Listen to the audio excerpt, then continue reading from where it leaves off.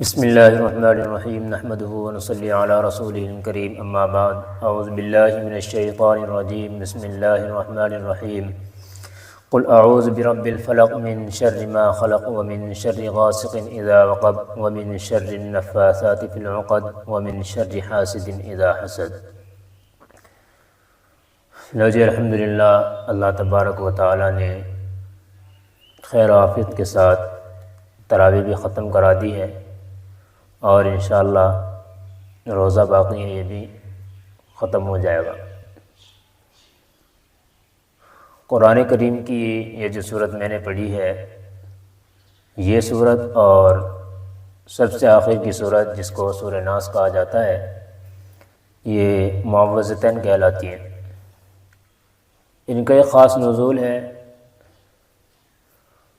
آپ صلی اللہ علیہ وسلم پر کچھ یہودیوں نے جادو کرنے کی کوشش کی تھی اور جس کے اثرات بھی آپ صلی اللہ علیہ وسلم پر ظاہر ہوئے۔ روایات کے مطابق آپ صلی اللہ علیہ وسلم کو زیادہ تر بھول کی بیماری اس جادو کے اثر کی وجہ سے ہونے لگی تھی۔ آتا ہے کہ آپ صلی اللہ علیہ وسلم نے وضو کیا، تھوڑی دیر بعد دیکھتے کیا ہیں تو کہہ رہے ہیں کہ مجھے وضو کرا۔ آپ نے غسل کیا تو پھر کہہ رہے ہیں گویا کہ آپ کو بھول کی بیماری ہو گئی تھی اس جادو کے اثر کی وجہ سے۔ جب آپ صلی اللہ علیہ وسلم کی جادو سے یہ حالت ہونے لگی تو آپ صلی اللہ علیہ وسلم نے خواب دیکھا کہ کوئی دو فرشتے آئے ہیں اور ایک ان میں سے آپ کی دائیں جانب کھڑا ہے اور ایک بائیں جانب کھڑا ہے۔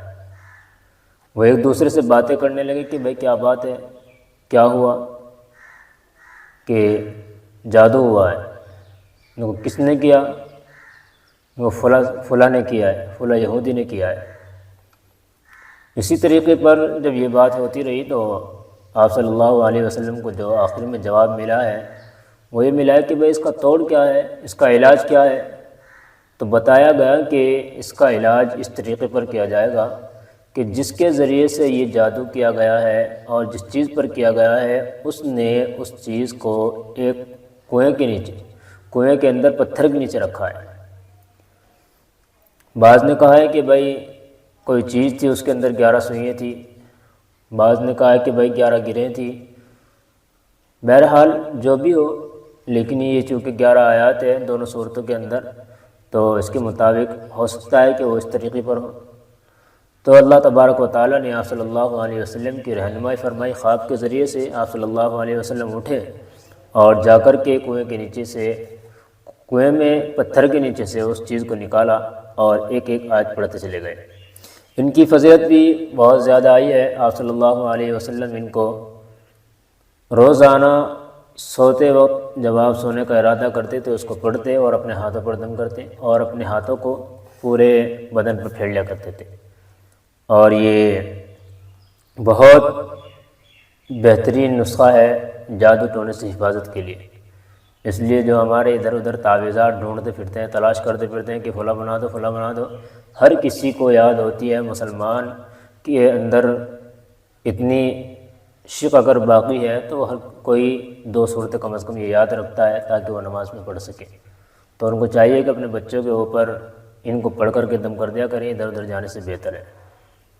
بس یقین قرآن کریم کے اوپر ہونا چاہیے تو انشاءاللہ اس کے ذریعے سے آپ کا کام ہو جائے گا۔ ہمارے یہاں تو عاملوں پر زیادہ اعتماد ہے، قرآن کریم پر اعتماد ختم ہو چکا ہے کہ بھائی وہ کر دے گا۔ بہرحال آپ صلی اللہ علیہ وسلم کو یہ صورتیں بتلائی گئیں اور آپ نے جب ان کو پڑھا تو ایک ایک آیت پڑھتے گئے، گرہ کھولتے گئے یا سوئی نکالتے گئے، جو بھی ہو سکتا ہے، سوئی ہو یا گرہ ہو۔ بہرحال یہ 11 آیتیں دونوں صورتوں کے اندر۔ فرمایا قل اعوذ برب الفلق، کہو کہ میں صبح کے مالک کی پناہ مانگتا ہوں، من شر ما خلق، ہر اس چیز کے شر سے جو اس نے پیدا کی ہے، ومن شر غاسق اذا وقب، اور اندھیری رات کے شر سے جب وہ پھیل جائے۔ اللہ تعالیٰ نے یہاں پر اندھیری رات کا تذکرہ اس لیے کیا ہے، مفسرین نے لکھا ہے کہ اس وجہ سے کہ جو کام زیادہ تر اس طریقے کے کیے جاتے ہیں اور راتوں کے وقت میں کیے جاتے ہیں، کوئی جادو کر رہا ہے کسی کے اوپر، کسی کو جنات بھیجنا ہے، جیسے کہ آج کل ہو رہا ہے، لیکن آج کل حقیقت کم ہے، ڈھونگ زیادہ ہیں۔ تو کہ بھئی یہ سارے کام رات کو ہوتے ہیں، اندھیری رات کے شر سے اس وجہ سے پناہ مانگنے کو کہا ہے۔ ومن شر غاسق اذا وقب، اور اندھیری رات کے شر سے جب وہ پھیل جائے۔ ومن شر النفاثات فی العقد، اور ان جانوں کے شر سے جو گروہ میں پھونک مارتی ہیں۔ تعویذ گنڈے جو ہوتے ہیں ان میں جو یہ دھاگے وغیرہ جو ہوتے ہیں ان میں جو گرہ مارتی ہیں، ان کے شر، گرہ میں جو پھونک مارتی ہیں ان کے شر سے بھی اللہ تبارک و تعالیٰ نے پناہ مانگنے کو کہا ہے کہ بھئی ان کے شر سے بھی پناہ مانگو۔ ومن شر حاسد اذا حسد، اور حسد کرنے والے کے شر سے جب وہ حسد کرے۔ یہ بھی بہت خطرناک چیز ہے، اگر انسان کسی سے حسد کرنا شروع کر دے تو اگر وہ پہاڑ ہے تو اس کو بھی ریزہ ریزہ کر دیا کرتا ہے۔ بہرحال